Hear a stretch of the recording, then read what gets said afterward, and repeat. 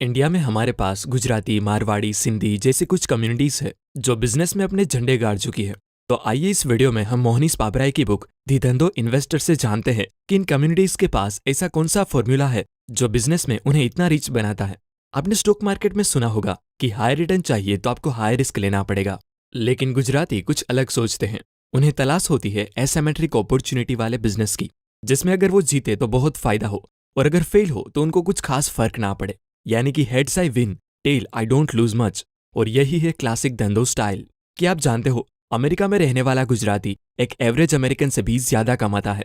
अगर हम देखें तो यूएस की सिर्फ 1% पॉपुलेशन ही इंडियन है और इसी 1% में थोड़े से है गुजराती पटेल। लेकिन हैरान कर देने वाली बात यह है कि इतने थोड़े लोग ही अमेरिका के 50% से ज्यादा मॉडल बिजनेसेस के मालिक है। तो सबसे पहले जानते हैं कि पटेल्स अमेरिका पहुंचे कैसे और क्यों उन्होंने मॉडल बिजनेस को ही चुना। जैसे ज्यादातर लोग गांव से खेती छोड़कर शहर आते हैं, क्योंकि हर जनरेशन के बाद होने वाले जमीन के बंटवारे में एट दी एंड बहुत कम या ना के बराबर जमीन बचती है।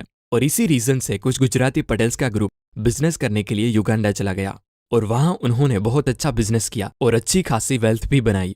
लेकिन तभी 1972 में युगांडा में एक डिक्टेटर पावर में आया, जिसने गुजराती पटेल्स की तरक्की देख के उनकी सारी दौलत छीन ली और उन्हें युगांडा से निकाल दिया।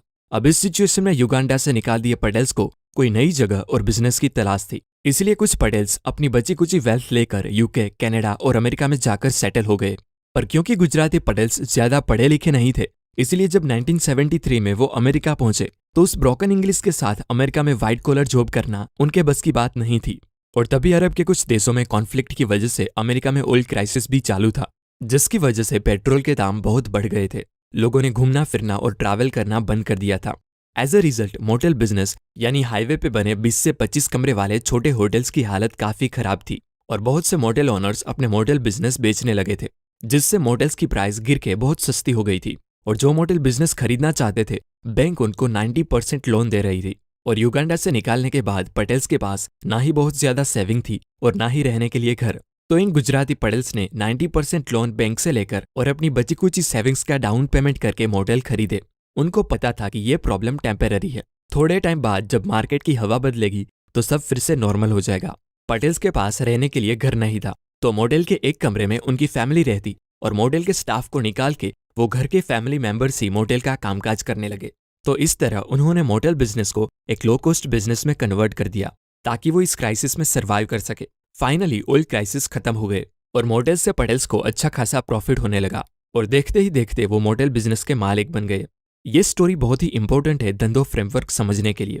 तो आइए समझते हैं क्लासिक धंधो फ्रेमवर्क के वो 6 रूल्स जिन्हें फॉलो करके गुजराती और मारवाड़ी कम्युनिटीज इतनी रिच बनती है। Rule number 1, buy existing business. जैसा कि हम सब जानते हैं कि किसी भी बिजनेस को स्टार्ट करने में बहुत टाइम लगता है और इतने एफर्ट लगाने के बाद भी ये जरूरी नहीं कि आपको उस बिजनेस में अच्छा प्रॉफिट हो। इसीलिए पटेल्स ने एग्जिस्टिंग मॉडल बिजनेस को ही खरीदा। वो इनोवेशन करने नहीं गए, क्योंकि इनोवेशन करने से पहले जरूरी है कि आपके पास थोड़ा बहुत कैपिटल हो, जिससे आपने लगाए पैसे डूब जाए तब भी आपको कुछ खास फर्क ना पड़े।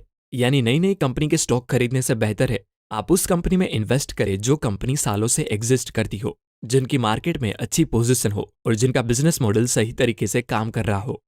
Rule number 2, buy businesses with ultra slow rate of change. Warren Buffett कहते हैं कि change is enemy of investment. इसीलिए हमें ऐसे बिजनेस में इन्वेस्ट करना चाहिए जिसका रेट ऑफ चेंज बहुत ही स्लो हो। फॉर एग्जाम्पल, कोका कोला और मैकडोनाल्ड्स आज से 20 साल पहले थे, आज भी है और बहुत ज्यादा चांसेस है कि आने वाले 20 साल के बाद भी वो मौजूद होंगे।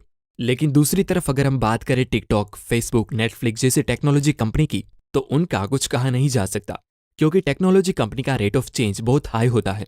आज से 20 साल पहले हम ऑरकुट और याहू यूज करते थे, आज हम फेसबुक यूज करते हैं। क्या पता आने वाले सालों में गवर्नमेंट पॉलिसीज चेंज हो जाए जिससे कोई और प्लेटफॉर्म बूम में आए। इसीलिए अपना कैपिटल उसी कंपनी में इन्वेस्ट करो जिसमें रातों रात चेंजेस होने के चांसेस ना के बराबर हो, क्योंकि इन्वेस्टमेंट का फर्स्ट रूल है safety of capital. Rule number 3, focus on arbitrage.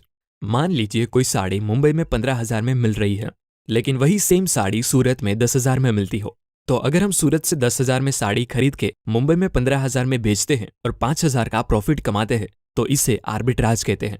अभी हमने जिस आर्बिट्रेज की बात की वो प्लेसेस की आर्बिट्रेज थी, मतलब 2 प्लेसेस पे प्राइस का डिफरेंस को एक्सप्लॉइट करके हमने पैसे कमाए। ये सेम चीज टाइम के साथ भी हो सकती है।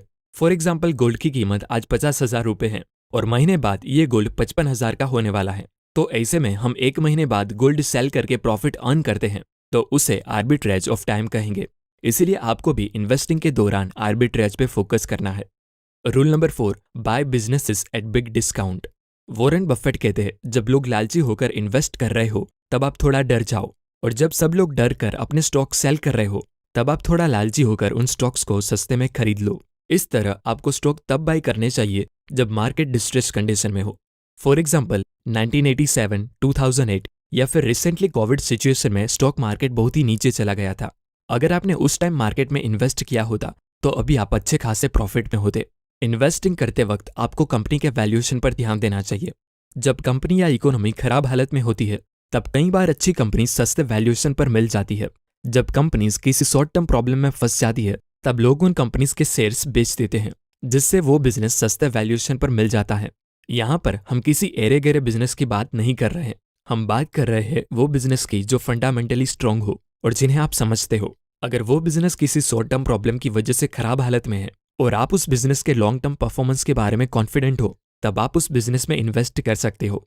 एक बात याद रखो, इन्वेस्टमेंट या बिजनेस में मिलने वाले रिटर्न्स आप कितने ज्यादा मार्जिन से स्टॉक बेच रहे हो उस पे नहीं, लेकिन कितने ज्यादा डिस्काउंट पे स्टॉक खरीद रहे हो उस पे डिपेंड करता है। फॉर एग्जाम्पल, किसी प्रॉपर्टी का प्राइस अगर 1 करोड़ रुपीस है और उसे आप 80 लाख में खरीद रहे हो तो बाय करते टाइम ही आपका 20 लाख का प्रॉफिट हो गया। Rule number 5, buy businesses with moat. अगर आप किसी भी बिजनेस में अपना पैसा लगा रहे हो तो आपको ये पता होना चाहिए कि आपके बिजनेस में वो कौन सी खास बात है जो उसको अपने कॉम्पिटिटर से बेटर बनाती है, जिसे ऑथर मोट कहते हैं। मोट मतलब किले की बड़ी बड़ी दीवारों के नजदीक बनाई हुई खाई, जिससे दुश्मन के अंदर आने के चांसेस ऑलमोस्ट ना के बराबर हो जाए। बिजनेस में मोट कई तरह के हो सकते हैं, जैसे कि इंडिया में आप IRCTC जैसा कोई दूसरा रेलवे नेटवर्क नहीं बना सकते, भले ही आपके पास कितने भी पैसे क्यों ना हो, क्योंकि उसे गवर्नमेंट ने प्रोटेक्ट करा है। एग्जाम्पल के तौर पे आपकी किराना स्टोर है तो कोई भी आके आपके स्टोर के सामने दूसरी स्टोर खोल सकता है, क्योंकि उस पे गवर्नमेंट का कोई कंट्रोल नहीं है। लेकिन अगर आपकी कंपनी सिविल एक्सप्लोजिव माने गोला बारूद बनाती हो तो कोई भी एरा गेरा आके बम बनाने की फैक्ट्री नहीं लगा सकता, क्योंकि गवर्नमेंट ने कुछ ही कंपनीज को इसका लाइसेंस दिया हुआ है और ऑलमोस्ट ना के बराबर चांसेस है कि वो किसी नई नई कंपनी को बम बनाने की परमिशन दे। तो एक तरह गवर्नमेंट कुछ इंडस्ट्रीज को कंपटीशन से बचाती है और मोट की तरह काम करती है। ब्रांड इमेज, पैटेंट और डिस्ट्रीब्यूशन नेटवर्क भी एक तरह के मोट ही है। जैसे कोई नई नई कंपनी के हैंड सैनिटाइजर कुछ खास नहीं बिकेंगे, लेकिन वही हैंड सैनिटाइजर अगर रैकेट अपने ब्रांड डेटोल के अंडर बेचे तो खूब बिकेंगे, क्योंकि उनके पास पहले से ही ब्रांड इमेज का मोट है और कोई नई कंपनी के लिए उसे तोड़ना मुश्किल होगा। तो कोई भी शेयर खरीदने से पहले आप खुद से पूछिए कि क्या आपकी कंपनी के पास कोई कॉम्पिटिटिव एडवांटेज है भी या नहीं। Rule number 6, bet heavily when odds are in your favour. चलो एक बेट लगाते हैं, हेड्स आया तो आपके पैसे डबल हो जाएंगे और अगर टेल आया तो आपने लगाए पैसे 0 हो जाएंगे। इस सिचुएशन में आप सिंगल बेट पे कितने पैसे लगाओगे? ऑथर ने एक फॉर्मूला बताया है जिसे कैली फॉर्मूला कहते हैं, जिसके हिसाब से इस सिचुएशन में आपको 20% पैसे सिंगल बेट पे लगाने चाहिए। कैली फॉर्मूला के हिसाब से जब भी आपकी प्रॉफिट होने की प्रोबेबिलिटी ज्यादा हो तब आपको दबा के इन्वेस्ट करना है। पटेल्स की बात करें तो जब उन्होंने मॉडल्स खरीदे तब उन्होंने सिर्फ 10% ही डाउन पेमेंट दिया था और बाकी का 90% पैसा बैंक का था। अगर उनका बिजनेस फेल हो जाता तो ज्यादा से ज्यादा उनका क्या नुकसान होता? बस उनका थोड़ा डाउन पेमेंट ही तो जाता, क्योंकि उसके अलावा उनके पास खोने को कुछ था ही नहीं। यानी कि ऑड्स टोटली उनके फेवर में थे और ऐसे टाइम पे उन्होंने सारे पैसे लगा दिए। और आगे भी जब फिर से रिसेशन आया जैसे कि 9/11, तब उन्होंने सेम प्रिंसिपल यूज करके हैवीली इन्वेस्ट किया और कई और मॉडल्स को भी सस्ते में खरीद लिए। यानी कि हर बार डाउन साइड बहुत कम था और अप साइड बहुत ज्यादा। इन्वेस्ट करते टाइम आपको भी ऐसा ही करना है और तब तक पैसे नहीं लगाने जब तक डील टोटली आपके फेवर में ना हो।